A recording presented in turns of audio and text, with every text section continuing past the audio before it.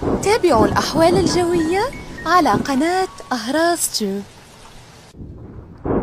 السلام عليكم ورحمة الله وبركاته. مرحبا بكم في نشرية جوية خاصة بالرياح. إذا اليوم الخميس 12 من فبراير 2026، بداية من الظهيرة والمساء من المتوقع هبوب لرياح قوية تتراوح سرعتها ما بين 70 و 90 كيلومتر في الساعة، وتصل بعض الهبات حاجز 100 كيلومتر في الساعة، خاصة بالمناطق الشرقية، إضافة إلى الدواخل الوسطى.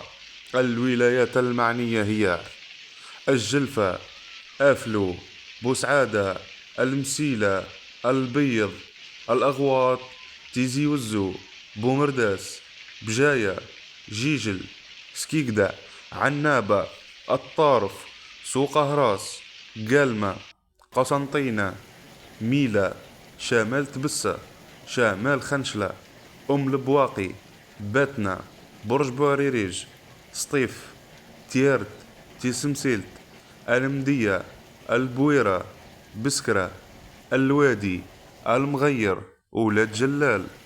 أما باقي الولايات الشمالية الغير مذكورة، رياح قوية أيضا تتراوح سرعتها بين 50 و 70 كيلومتر في الساعة، بالإضافة إلى توغرت، ورقلة وغرداية، تكون مصحوبة بزوابع رملية ورداء في الرؤية.